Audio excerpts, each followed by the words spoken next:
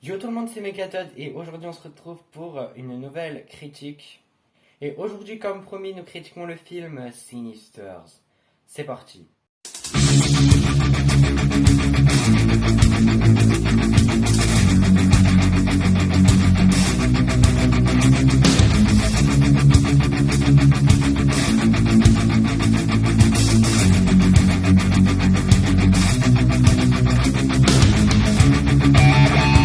Ce film nous raconte l'histoire d'un auteur de romans policiers qui, en panne d'inspiration, s'est installé avec sa femme et ses deux enfants dans une maison.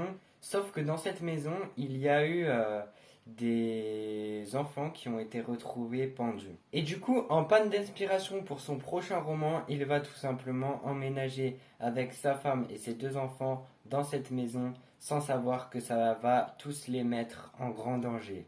Ce que j'ai pensé de l'histoire, pour être honnête, ben, elle est assez bien et elle est assez bien construite également. J'ai bien aimé.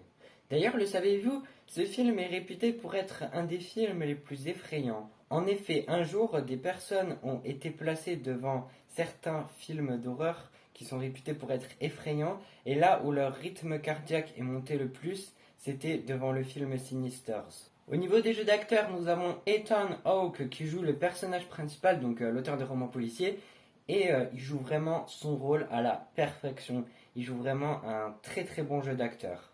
Après, on a Nicolas King qui joue le démon Bagoul. Et parlons-en du démon Bagoul. Bah, en fait, pendant la majorité du film, on le voit pas. Voilà, c'est le démon du film, mais pendant la majorité du film, bah, en fait, on le voit pas. On le voit juste un petit peu à certains moments, mais après c'est tout. Ensuite, on a Claire Foley et Michael Hall qui jouent les rôles des deux enfants de l'auteur du roman policier. Et pour être honnête, ils jouent vraiment bien leur rôle également. Après, au niveau des jeux des autres personnages, ils jouent assez bien, mais moins bien que ceux que j'ai énoncés là. Au niveau des effets spéciaux, alors, les peu d'effets spéciaux qu'il y a, ils sont bien réalisés.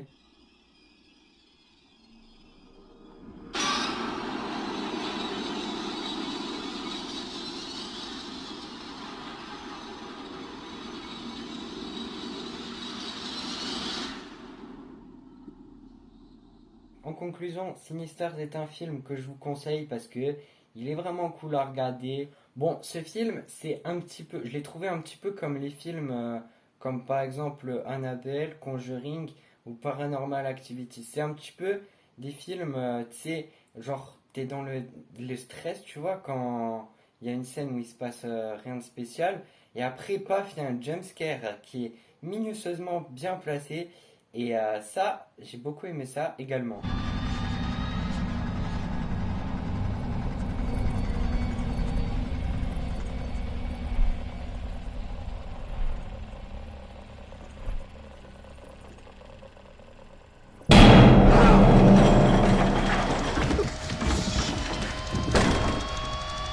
Et du coup, je donne à ce film la note de 9 sur 10. C'est vraiment un très bon film. Pour un film récent, il est vraiment très bien.